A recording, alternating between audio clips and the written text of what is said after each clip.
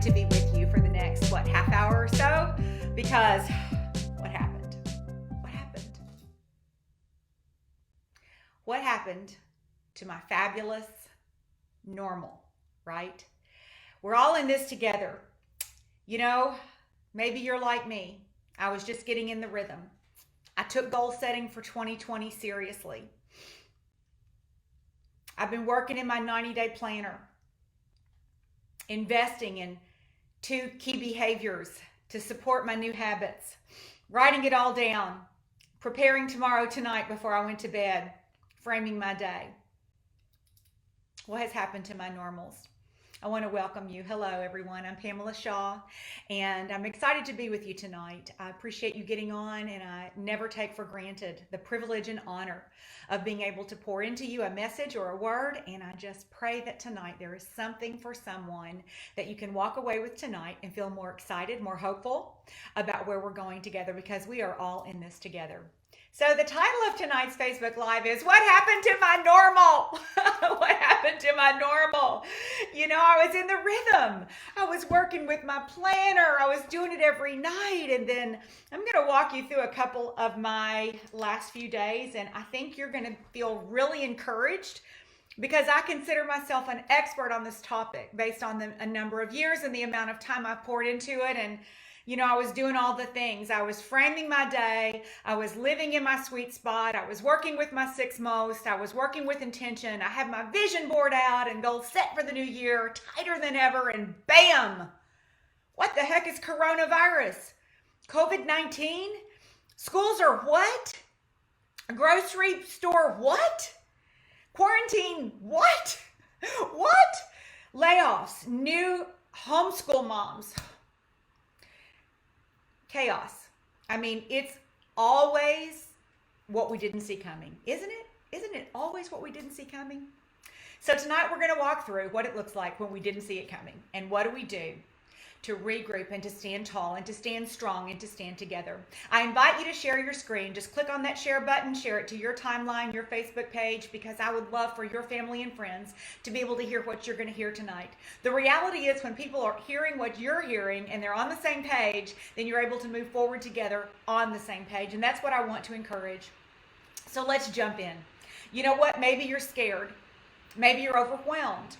Maybe a little bit of both. Regardless, here we are, the Design Your Life community. We've been at this before. We've been at this for lots of years, and we've been at this for a long time. And so I want to applaud you for just being in that space of somebody who cares enough to invest enough to work on her discipline, his self-control, the game plan of your life, creating goals that are broken down into steps, working on the identity of seeing yourself as someone who could hit that goal, working on your thoughts, capturing them, all the things. You know, the 90-day planner is 25 years established, and our lives together in working the principles behind that success, we've been together for most of us for years and years and years. And I find familiar voices of leadership in my life right now comforting. I hope my voice is comforting to those of you who are familiar with it. You know, it's not all the sudden self-important, self-appointed voices, the new self-decided authorities that you're reading about on Instagram and Facebook. You know, it's driving me a little to distraction, from workout authorities to work from home planners to counselors. All of a sudden, there's an authority on everything trying to get into my voice. And you know what? My spirit does a check, and I say no thank you. When Jerry died, it's been several years. It's been December 2006, so it's been several years. But when he died, people who tried to put themselves in my inner circle, new advisors on health, on parenting, spiritual, my faith and grief, they came out of the woodwork. And I did not welcome them. It was not okay. And so I'm going to encourage you right now to, when new voices try to make their way into your life, it's chaotic on my Instagram feed. You know, a workout here, a planner there, a game here, an online course there. It's like, whoa, stop. I didn't know you before. And so right now is not a time for me to listen to what you have to say. I want the familiar, wise, guided voices that I had already selected in my life to be the voice around me. And that's why I decided to do this live today. When I was a new widow, I went for several months thinking I'm going to be okay and I'm going to work through this and I'm going to figure it out. And then I hit a time, it was August. He passed in December. It was August. And I said, I got to have a counselor. And we'd been to other different counselors here and in Nashville, Tennessee. And every time I would take my son to a counselor, I would go to a counselor. The counselor after one or two sessions would say, you're the healthiest person I know. I don't think you need counseling. And I'd be like, I may be healthy, but I need counsel. I'm a widow. I'm grieving. I have a small world in my private small town, but a big life in my professional world, and I need support. I need a voice, and so I couldn't get it. Well, my good friend Angie O sent me a book from Dr. Susan Zondervan-Smingy and her husband, Dr. Richard DeVries, and it was a little book called Traveling Through Grief. Of course, people send you everything, but hers was a trusted voice in my life at that point, a trusted friend. I read the book. My heart went bam. It was like for the first time, I thought, as a grieving widow, these words resonate with me. I have hope. And so I called her and said, I would like for you to be my counselor. There wasn't Zoom then. There wasn't Facebook Live then. There wasn't even FaceTime then. And she said, I don't do any counseling over the phone, because all there would have been was just a phone call. She said, I need to see your body language in person. And I said, Dr. Smingy, I promise you, I have only the highest intention. I will do whatever you tell me. I will tell you the truth. I will be transparent. I've got to have you counsel me. Well, I convinced her, and she said yes. And so we started talking once a week. Now, who this is, in case you all are interested in this, in your churches, there is a program called Grief Share. And Dr. Smingy and her husband, Dr. Richard DeVries, they were both widowed from spouses who had long-term illness, and then they married. He's a pastor, she's a psychiatrist, and they created a grief share community. Hers from the spirit of psychiatry, his from the spirit of ministry, and it's just powerful. It's a book on when you lose a spouse that I send to everybody that I know, whoever loses a spouse, because it changed me. She changed me and gave me hope. That's the kind of voices I'm talking about that you want in your life. Trusted, experienced, wise, and not out to sell you something or get something from you. And so that's why I'm on here tonight. So I'm going to tell you the rest of this story real fast. It was Dr. Smingy who said to me, Pamela, you've got to create new normals. He's not coming back. And so when I heard her voice and recognized what would a new normal be? What would a new normal be on the beginning of my day? What would a new normal be in terms of parenting? What would a new normal look like? And it's the first time I'd ever heard it. And I had no idea how to wrap my head around it. How do I create a new normal way of thinking, a new normal lifestyle without Jerry? How do I create new normal parenting without Jerry? And so I went about my 90-day planner at that time thinking, how would I create new normals? And so from my workout to home planners to counselors. So how do I create that new normal? I didn't want new people. I wanted the safe voices I had chosen. I wanted the safety and proven relationships and voices of trust who had walked and talked me through to that point. So if I'm new to you tonight, thank you for being willing to let me speak to your heart. I want to work to earn your trust. If we've been together many times, welcome back. People will show you who they are during times of crisis. Pay attention. There will be people who try to monetize or take advantage of. That's not to say that you don't need to earn a living or that I don't need to earn a living. We both do. It is to be honest and sincere about the intent. What God has called us to prior to today is relevant today. And we will see people who need to win, completely abandon what God called them to try and put themselves in a different genre just to try and get a win, just to try to feel better. And they'll be posting things and they'll try to connect with you in ways that are not authentic. They're looking to feel better themselves. And in doing so, they ignore the hard thing that they need to pay attention to. Don't let that be you. Don't jump out of what God had already called you to and jump into something. I'm going to post this and I'm going to post that and I'm going to be this person in their life just to feel better. If God has called you to the hard thing, do the hard thing. Am I concerned about the coronavirus and the state of our country and world? Yes. Am I scared? No. Am I afraid of getting the disease? No. I'm not going to be unrealistic. I'm not going to be naive, but I'm also not going to be a glib, glad tidings giver. I know this is real. Pandemic is different from contagious. So I know that this is real, and most likely the circumstances of our current life as we have known it will no longer be as we have known it. It will probably linger longer than we think or that we're prepared to hear. Respectful of social distancing I am respectful of that, out of respect for those around me. There are people who see it differently. My risk level might be higher. I might be willing to go gather at the park or do more walks in groups around my neighborhood, but not for my mom. So I will social distance to make sure that I'm never a carrier to my 84-year-old mother. Do I like it? No, I like freedom and choice. I'm motivated by freedom and choice. I'm choosing to find gratitude in what I can do and not hyper focus on what I can't do or what other people think I should do. And I'm inviting you to do and consider the same. I want to do what is right for me and for those around me and for my community at large, even though it's not what I want. I heard my friend Carrie Wilkerson, world-class speaker and life coach, say on her Instagram live today, it's not about you right now. It doesn't matter if you like to go on virtual or not. That's the way we're going to communicate.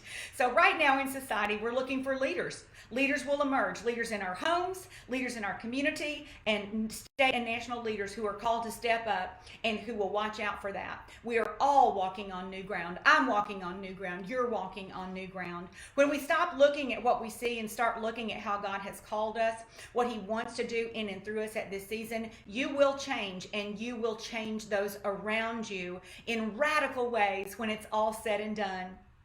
As believers, we know that loving God, all-knowing, omnipresent, is in control.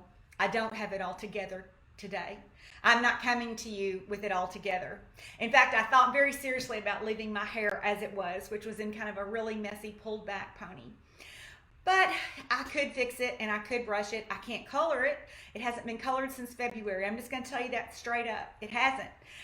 No, since November. I was supposed to get it colored in February, and a family event interrupted that trip to Dallas. And so it's where I am. And a lot of us have those kind of things, first world problems, but that's the reality. But I'm sharing with you on this journey as I go. I haven't had it all together this past week.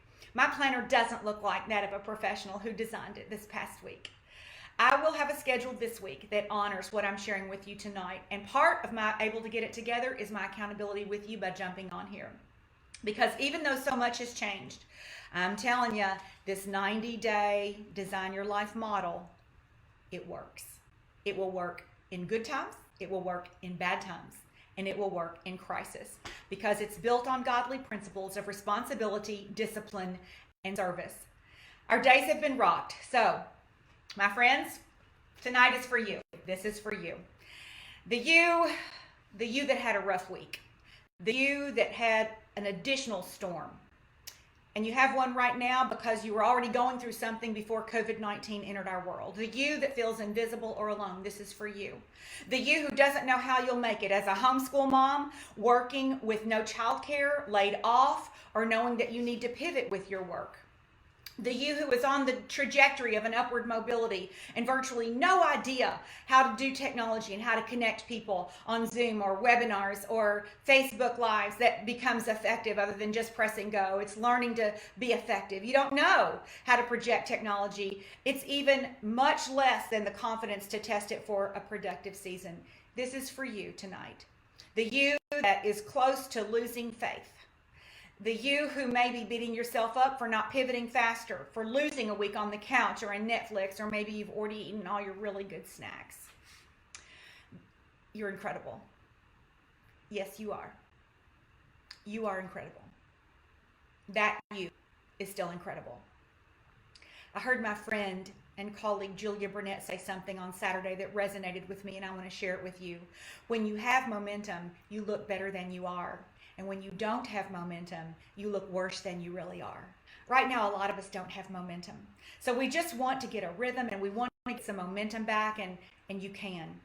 You have so much potential and you have so many things left to do. And sister, brother, we have time.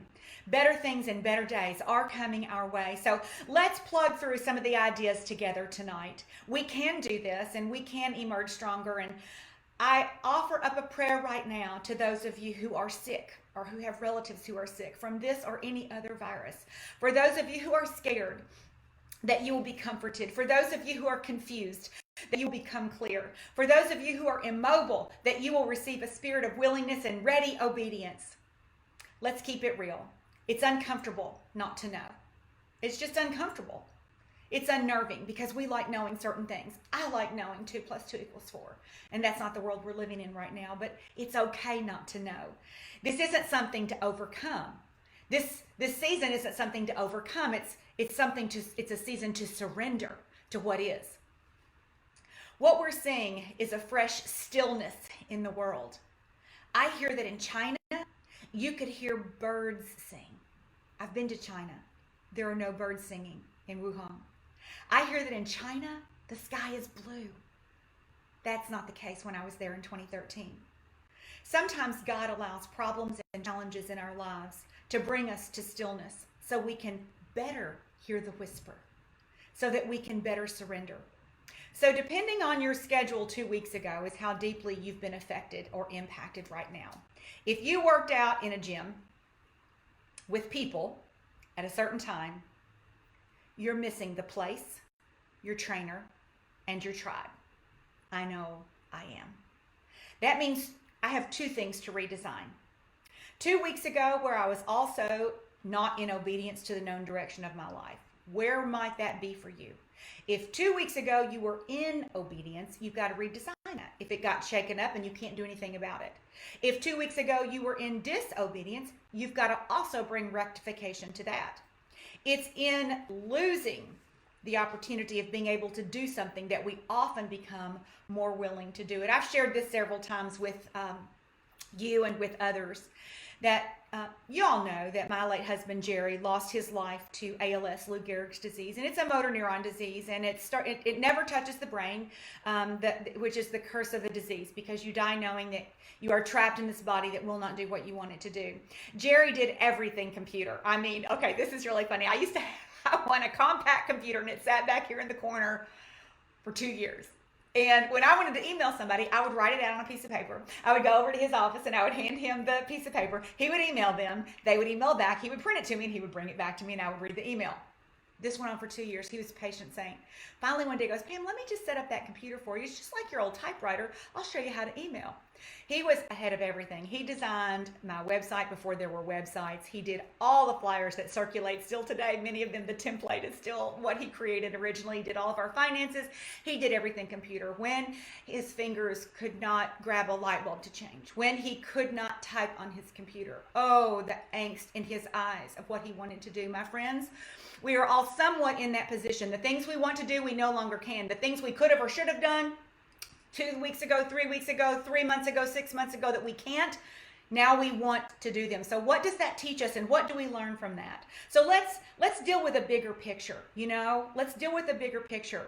I want you to write these steps in the comments. So those of you who are with me, thank you for being with me today, by the way. Thank you for the hearts. It gives me a little energy, gives me a little love, gives me encouragement. So I want to thank you for that. If you're not doing anything, that just lets me know that you're with me in what I'm saying. But I'm going to invite those of you who consider yourselves secretaries or like to type and listen to write this in, because here's a starting place for us to go to consider. Okay, number one, what has changed?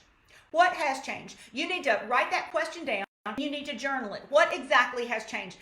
Wrap your head around what really has changed, because it feels like everything has changed, but not everything has changed. It feels like everything has changed, but not everything has changed. So what has changed? Number two, what can go happy it's gone, but that I didn't have to get rid of? It's gone. I didn't have to get rid of it, but I'm okay with that. Make a note. Pay attention, so that if it comes back and you're like, I don't want to do that anymore, you have already made a conscious decision to keep it out of your life. Number three, what needs redesigning? I gave you a clue earlier with my own workout, my workout time, my workout buddies, my workout place, my workout itself. What needs to be redesigned in your life that has changed? Number four, what is within my control? Make a list of everything that you control, because there's so much that you control. Oh, there's so much that you control. There's so much still within your control and your decision. Make a list of everything that isn't within your control. And number five, what's uncontrollable? What's beyond my control? When you look at the list of what's within my control, and what's beyond my control, you're going to be amazed. So what's within my control? The way I think, the way I speak, positive actions that I take, disciplines that I take. When I redesign my day from the beginning of the day, when I take a yellow sticky pad and I still give it 1/2 hour at a time, because that's all there is, 1/2 hour at a time. When the words that I speak, the visions that I have, the goals that I stick to, the efforts that I make, when I get out of my comfort zone, trying something new, the list goes on forever. So let's start with those things and make a list. In the movie Mr. Rogers, which I happen to have loved very deeply, my favorite line from the movie is, whatever is mentionable is manageable. And so I think it's important for us to talk about this, because whatever is mentionable, it's manageable. Today, March 22nd, is the 4-year anniversary of my daddy leaving this earth and going to heaven. So earlier tonight, my whole family was on a Zoom together. And what's mentionable is manageable. We all miss him. My mother misses him. My siblings miss him. The grandchildren miss him. He was pretty awesome. But as we mention it, we can manage it. So I want to expound on that just a little bit, because here's the reality for you and for me. Hey, by the way, if you haven't shared your screen, go ahead and share it with your timeline so that your family and friends can hear what we're talking about. It might be a great discussion for you to do on your own private Zoom a little bit later. Maybe you can take some of these points and talk about them together and get some answers together. I want to give you this truth because this is important for us to understand as we're talking about creating new normals. After Daddy died, we all had to create new normals. That's going to be true with any kind of epic loss like that. Right now in our country, we've lost a lot of what was normal. Keep in mind, normal is consistency. It's what you become accustomed to. Normal, for some people, normal can be very unhealthy, but it's normal because it's consistent. I thought I was raised in a normal household. But when I went to college, I realized there was nothing normal about it. For starters, my parents had been married for decades. I was raised in a very positive home. My mother cooked breakfast, lunch, and it didn't matter what you had going on at night, cheerleading practice, play practice, sports. Dinner was at 5:30 and everybody ate there. Of course, I know that was a long time ago, but she was not a fast food chef. Like, what do you want for dinner? What do you want for dinner? She made dinner. And we either ate it or we didn't eat. That was normal for me. That was my normal. But when I went to college, I realized that what was normal for me was not normal for someone else. The normals you create are the consistencies that you repeat. And just because we no longer are in our former normal doesn't mean that we're worse off in terms of our schedule or our daily habits. It's a remarkable opportunity for us to start from fresh, reboot, redesign our lives in a way that allows us to design a present day that we really love. Because it's probable that in the life we had 2 weeks ago, there were some things we didn't like that we didn't know how to get rid of, but we just got rid of them by default. So it's important to consider a vision that we really want to stand in. Critical important to consider what we want the future to look like and what we want today to look like within the uncontrollables, and how today, with the process of accumulation, and tomorrow and the next day, what that will actually bring us to in the future. Because what we do now and what we decide now and what we create now and what we build now, it will accumulate. And when this is all said and done, we will be at a different place in the future. We will be someplace. And how we respond today will determine where we are in the future. Some things just never change. When you have no vision, you take the path of least resistance. I know people this last week who sat on the couch, who didn't connect, who didn't know what to do. They zoned out. They Netflixed out. Thank you for crashing Netflix, by the way. And the internet. Thank you for slowing the internet down for really important things like this. I'm not judging you. I am not judging you. I was so not in my game last week. I was so not in my normal pocket last week. I wish I could come on and tell you how, because I have done 25 years of Design Your Life, my last week was epic. It wasn't. I can't do that in all honesty. But I do believe when we understand that the pathway of least resistance causes us to stay out of any discomfort, it's not where we want to be. And that's what many did the past week. All change, even small, even change for the better, it's always accompanied by discomfort. Embrace that. It's just true. All change, for good or for bad, is accompanied by discomfort. So one thing we can rule out right away is feel comfortable or familiar, okay? Let's just let that go. We are not going to feel comfortable. We are not going to feel familiar. It is different. We are creating new normals in our world today. So when we acknowledge that life has changed for all Americans, and for most of the world. And life didn't just change for me. Life didn't just change for you. The world's not revolving around you, your schedule, what you like to do, how you want to go get your roots done, your nails done. Life, your kids and their activities, or your whatever your thing is. It didn't just change for you. It changed for all of us. And the faster I surrender to what is over what I wish was, the faster I can get creative. If I stay stuck on, oh, I wish this wasn't happening, I can't believe this is happening, I am so whatever. Whatever follows I am follows you. I learned that from Grace Kehoho from DSWA. I learned many things from Grace. But one of the things that I live by is I'm so aware of what I say. I am so, before I say frustrated, I will go, oh, no, because whatever I say, whatever follows I am follows me. I am so creative. I am an overcomer. I am energetic. I am connected. Be careful what follows I am, because it follows you.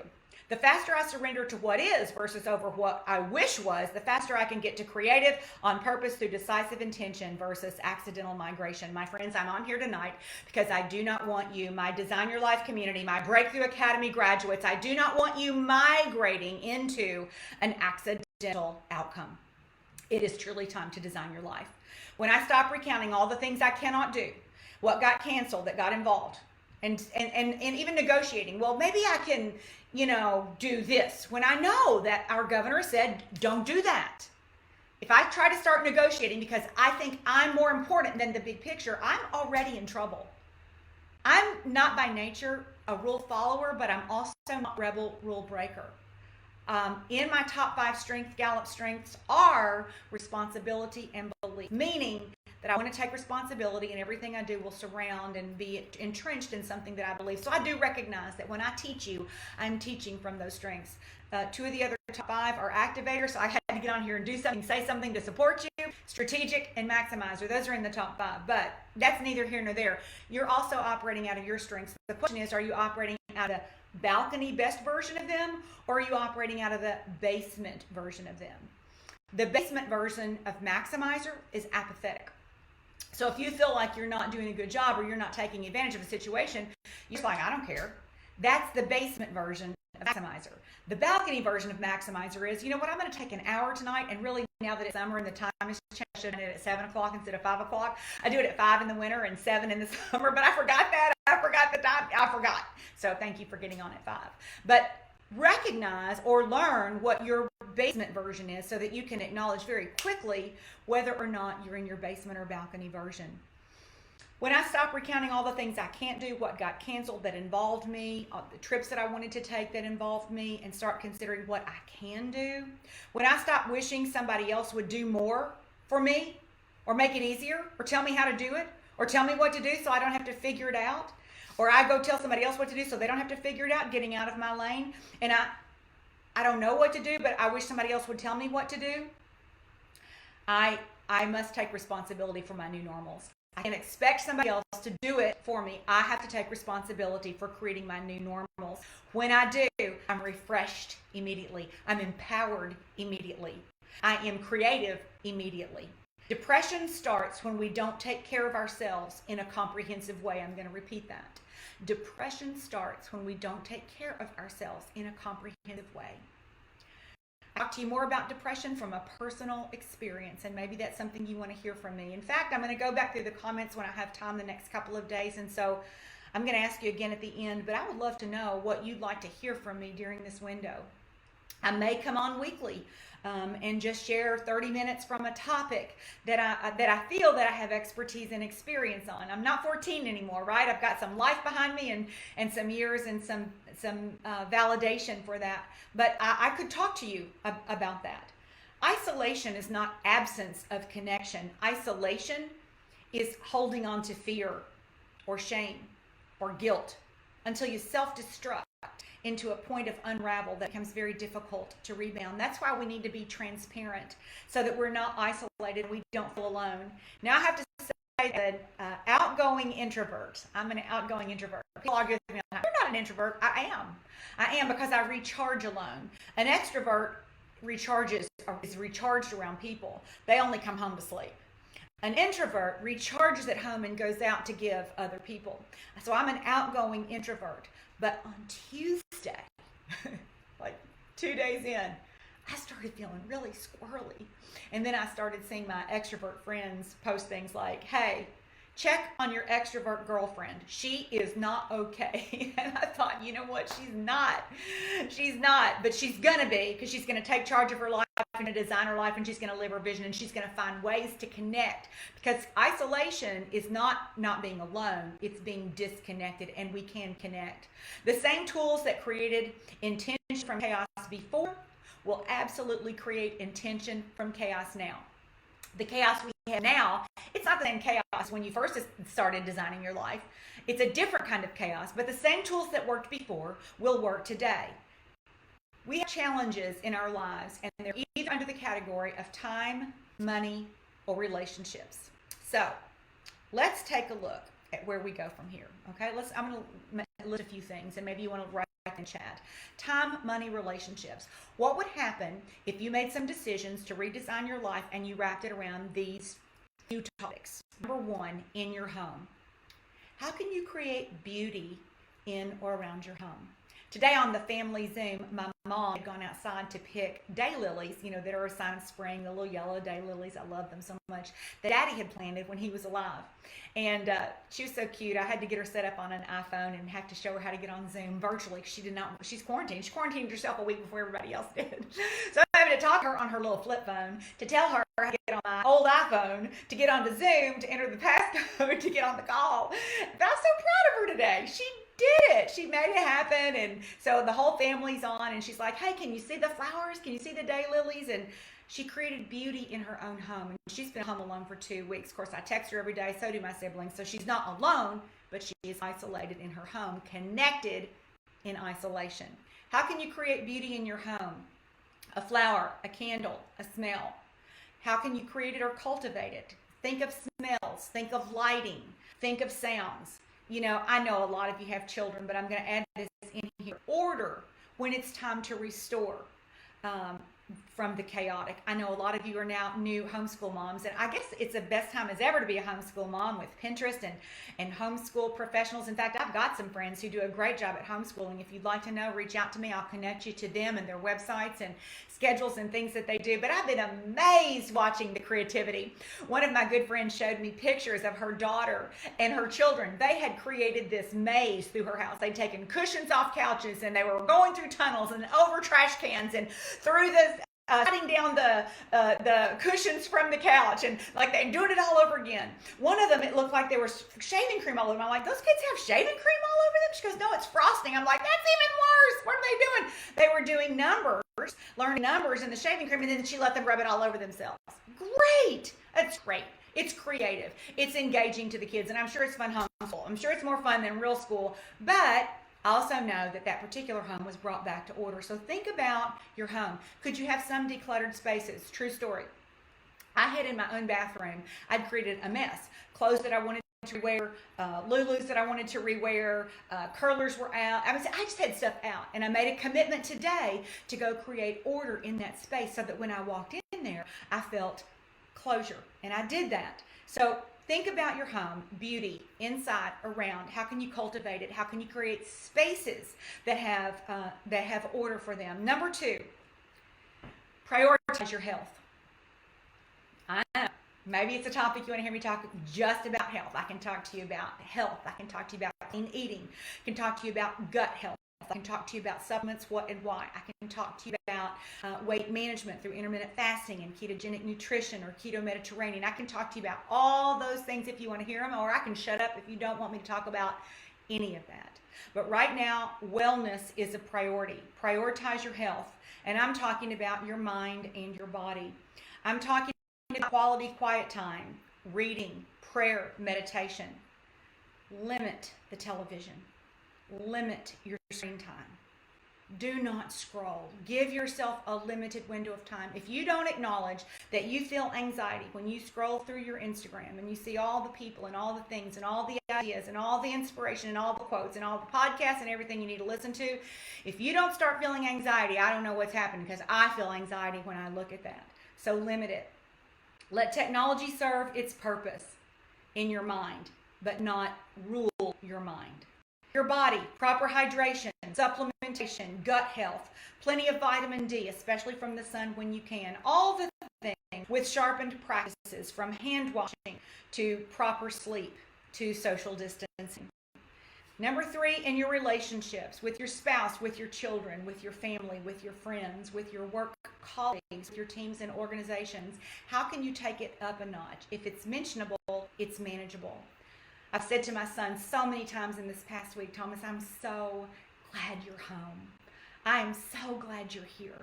I love sharing this season, this unusual season of life together. It's an unusual season for us both. It's temporary for us both, and who knows how long temporary means, but no matter how short or long it is, it's still temporary. Bring words to relationships that matter. Bring words to teams that you lead. Bring confidence and an assurance that you also are uncertain, but you are confident that we're going to get through this together in your relationships. Number 4, in your schedule. I believe the best thing you can do for yourself is frame your day plus half-hour scheduling. I teach Frame Your Day all the time. The place for you to break down framing your day is actually in your prayer journal. I'm going to talk about journaling in just a minute. But in your prayer journal, in the very beginning of this particular one that I put together, is a space for you to decide how you want to frame your morning and how you want to frame your evening. What are the 5 to 10 things that you want to do in the morning? And what are the 5 to 10 things that you want to do every evening? When you stick to that, that's something to redesign today, right now. That no matter what, before you go to bed tonight, you will A, B, C, D, E. Now, it's not my nighttime that got messed up. It's my morning schedule that got rocked, because my morning schedule got rocked.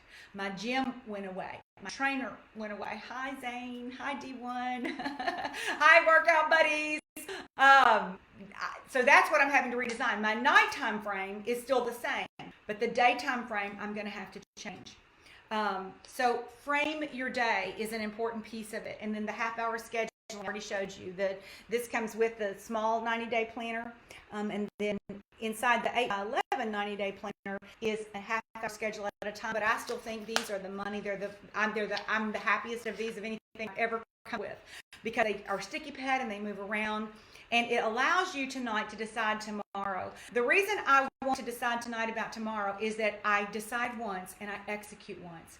It's the reason I still set out my workout clothes. I decide once, I execute once. Now I have to set out my workout clothes and decide workout and preset the DVD if I'm going to do it here or upstairs. We had a lot of rain and a lot of clouds and a lot of cool weather. So most of mine, since this all happened, have been upstairs, and there haven't been that many.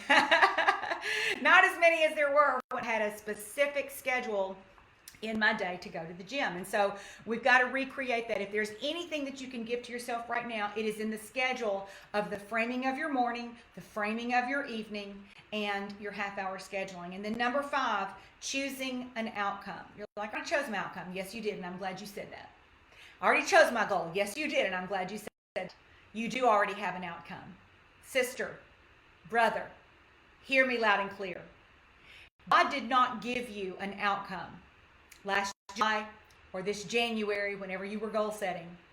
He did not give you an outcome to carry you all the way through this year or all the way through 2020 and then go, oh, you know what? I forgot that pandemic was coming.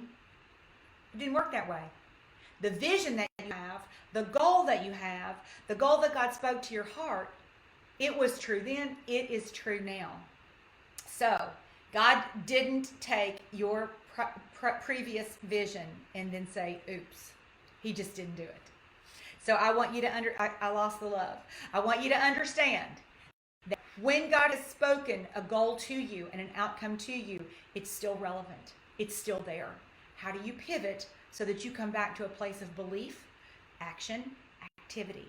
The way goals work is, what's my outcome? That's the goal that I see. That's the vision that I have. What's the outcome? That's the goal. What is the pathway to it? From where I stand to how I get there, the pathway is the process. What's the process? And then the identity is simply my way of thinking. I see myself as a person who is here, who can take those steps, and who will end there. When all 3 of those are in tandem, even in the crisis that we have right now, the outcome, the process, and the identity, the goal is still the same. I say that, and it sounds easy. It sounds like I haven't lost mine. Oh no, my faith has wavered. Not my faith in Christ, not my faith in God, but my faith or ability in me. My faith in the unknown that I can't control. Um, People that I see responding differently than what I would want them to respond. Things, again, beyond my control. Um, so, yeah, I've had a moment or two. We're all in learning mode. But I'm going to say to you now, loud and clear, guard your focus. In a world where information is abundant, it's important to know where to focus, meaning it's also important to know what to ignore. Know where you start to feel stressed as you scroll and then stop.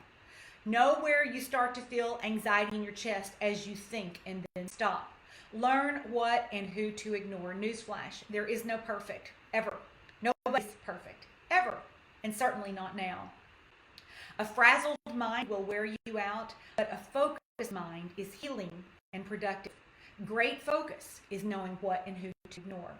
I want to give you a quote from a book, The Wealthy Gardener. Little good comes from our prayers at night if we can't control our focus or thoughts during the day. I want to empower you. You can control your thoughts and you can control your focus. Yes, it's going to be harder and you may have it for a minute and then lose it the next minute. That's going to be the challenge for you because you will have it and lose it more frequently than you do in normal times. In normal times, but we're creating new normals. So embrace, I've got it, I lost it. I've got it, I lost it. I've got it, I lost it. And then stay focused on you to regain it every single time. You may have to do that over and over again. It's like a toddler learning to walk. You may be back into a toddler stage, but guess what? You're going to be an amazing adult in this process. We don't want to just survive. We want to thrive. So let's consider how we can thrive. In fact, I'm going to throw this little quote out and maybe you write it down and you come up with your own 5. But what if you were to thrive with 5 things every day? What if during this window, during this pandemic, whether it's a month or 2 months or a year or 18 months, likely that we are in an unusual situation. We'll act before then, but it's likely that it's going to be a while.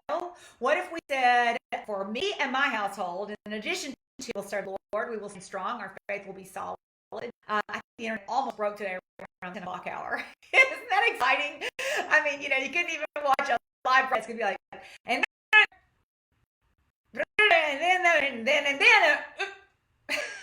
like church this morning. Okay. We're going to have to watch this on record because this is not going to work. So I think that almost happened. So we already know that the live internet is an issue. So everything changed. What are your 5 to thrive? Number 1. Here's the first one for all of us. Frame your morning and evening with intent. Frame your day, morning and evening with intent. Design a journal, write in your day planner. Frame your day. What does the first 2 hours of your day tomorrow look like? Decide it. Decide exactly everything that's in it. Have an hour, schedule it. And then what is the last hour of your day include? The last hour of the day include a lot. It includes setting tomorrow in my 90-day planner. It includes setting my half hour at a time. Making coffee, laying the dog out, crating the dog, setting the house alarm, changing the temperature, washing my face. It's a pretty simple hour at the very end. But the 2 hours the next day, they require a lot more discipline because I have to get my body moving and my brain moving in quiet time. Frame your day. Number 1, the first your 5 is frame your number 2. Find your version of move, exercise, eat your best, whatever your best is, each day. Preparation and pre-decision versus in the moment planning are critical. This number 2, you've got to move your body. If it's raining out or you don't have a gym to go to, walk 10,000 steps in your house. Walk them 1,000 at a time. Walk them 10 times, 1,000 at a time. Move your body. Let's say you want to watch Netflix, okay? If you have 1,000 steps in, then you can watch Netflix. If you don't, you have to walk until at least 5,000 in. Let's say you want to watch a YouTube that's entertaining. Okay, 10 burpees, 10 sit-ups, and 10 push-ups before you watch it. Make some agreements with yourself about how you're going to enter your as an eat list. I would say if you haven't planned your food in the framing of your day, tonight, that's going to be a part of the frame of tonight. Plan it tomorrow. Otherwise, I'll do what I did today, which is eat too much peanut butter, a little cottage cheese, a little peanut butter. I'm stuffed. I'm not hungry, so I won't be eating dinner later because I already made some random choices in the moment. I'm just sharing with you straight up. That's what I did today. It's not ideal. I don't like to do it. I didn't mean to do it. I got stretched for time and didn't plan well. And so I'm tomorrow and the rest of this week, I'm going to include this piece for myself. The third of Thrive with 5, your version of put your best face forward. What do I mean?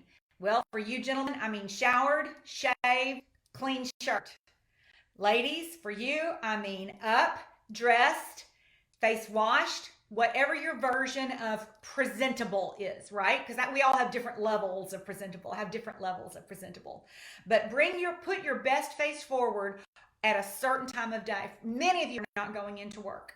Many of you are either working from home, or you've been laid off from work, or you're choosing to work from home, or you already work from home. Let's have a cheer for those that work from home and work harder this week than we've ever worked in our lives, because we're having to help people pivot. I've never been on screen so much in my life in 1 week as this past week, to try to encourage and bring my voice out there and empower people and show people how they can do things virtually. And so for those of us who already work from home, we've been working a lot more. I giggle at my friends who are like, okay, well, I cleaned out closets in the attic, and I'm like, what? Oh God. So we are all in a place, but we are all together. But I will tell you this: as soon as you bring your face forward, ladies and gentlemen, you will feel more ready to attack the day. If you do every day off or your day from home, you will not be ready. You will not connect. You will certainly not get on a camera. You will not go virtual. You will not connect virtually because of that. And so, bring your best face forward and be best a certain time of day. So you're like, well, what do you have on the lower half of your body? Well, what do you think? Of course, they're workout pants. Why not? Because I can do what I need to do, and I'm comfortable. There's no reason for me to be uncomfortable. There's a reason for me to be professional and presentable. And so that's what I'm doing for you. So that's number 3 of 5. Writing these down. Number 1, frame your day intent. Number 2, be healthy. Exercise and bring your best each day. Food preparation versus in the moment planning. And then 3, bring your best face forward. Number 4, do what you can where you are. Now, what do I mean by that? Number 4, do what you can where you are. We are learners.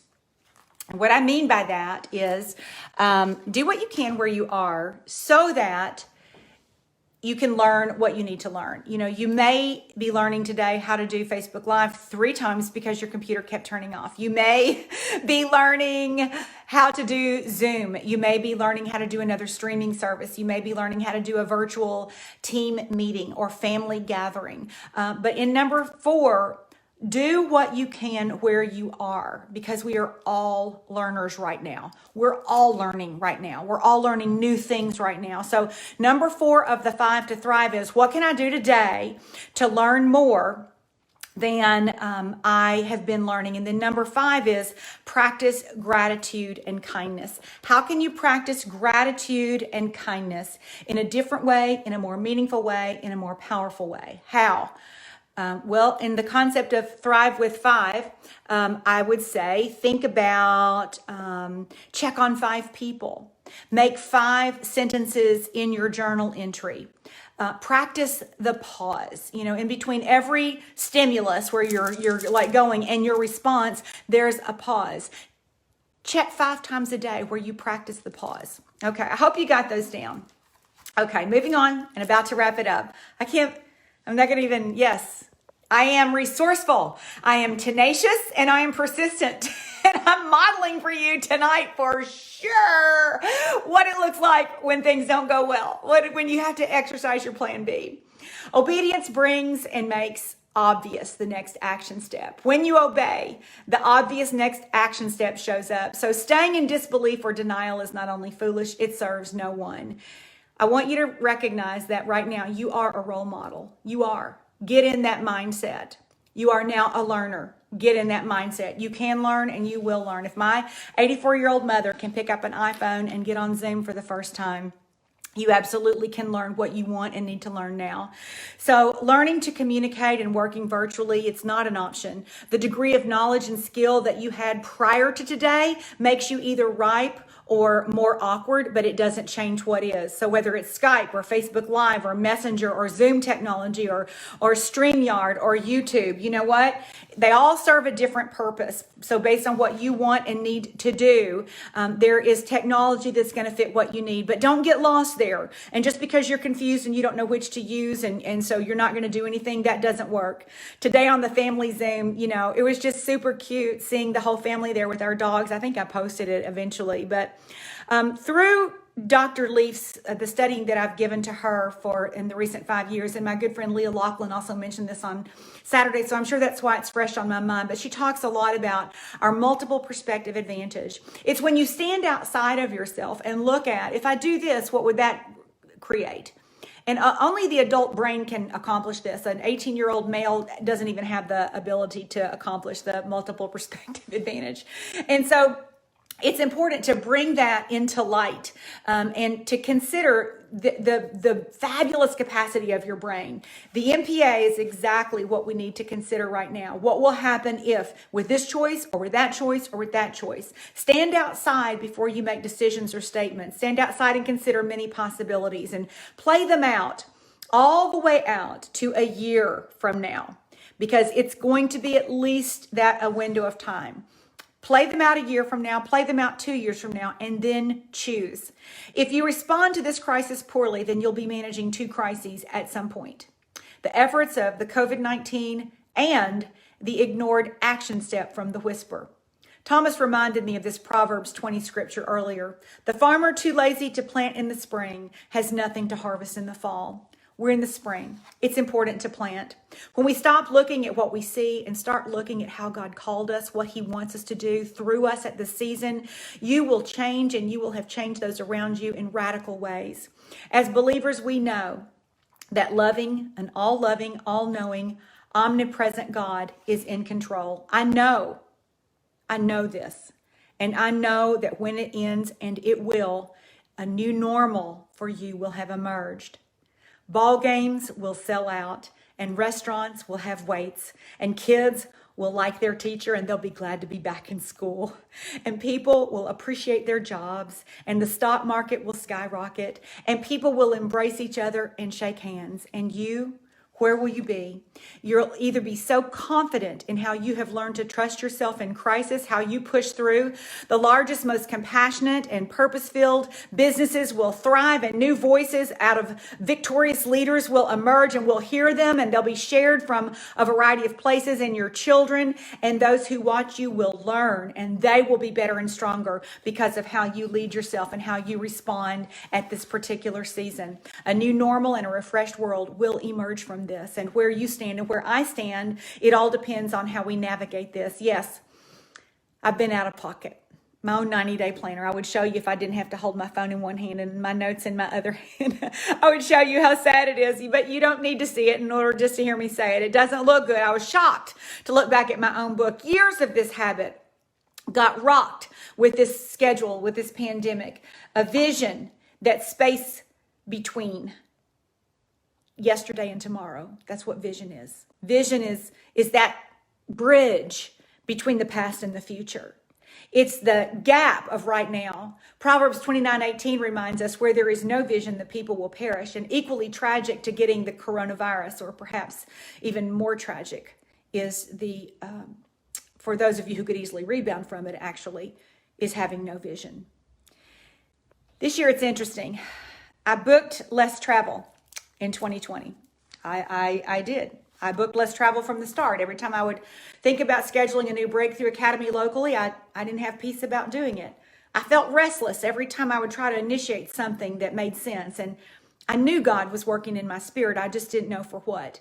There are other details that I could share with you and share his provision and protection at this season. He's available to you in the same way. During this window of adjustment, we have a choice to make. How will we respond? If we've been wandering or ignoring or not in the push, I hope that tonight has given you a refreshed reminder of who you are and how awesome you are and how you can create new normals. And through intention and effort, I pray we all stand stronger on every front as we walk through this together. I'm going to come on more frequently. I can repeat old conversations about the 90-day process if you want me to teach the 90-day planner all over again. I can talk about journaling and the benefits of journaling and how to journal. I can share what I've learned on my 5-year study with Dr. Leaf, thinking affirmations and creating a new way of thinking and retraining your brain. I can teach you goal setting and the practice of practicing the present, of growing in your faith. So you let me know what you'd like to hear from me and what would be beneficial to you, to encourage you or to remind you what's important to you. We're on a new adventure, and it may be a year or more, probably more, but at least a year before we get back to some semblance of predictive. And so we stay connected together apart virtually. Now, that's not a lot in the same. So what do? How do you redesign it? What's your biggest need? Is it earning money and saving money, preparing better for the next one? Is it health and wellness? Is it better relationships? Is it purpose and service? Is that what you want and need? Is it time stewardship? What has changed that you want a replacement fix for? What hasn't changed that you want to keep? What do you want to add, take away, better, or integrate anyway? What about your 5 to thrive? Get a note card, 5 to thrive. Frame your day.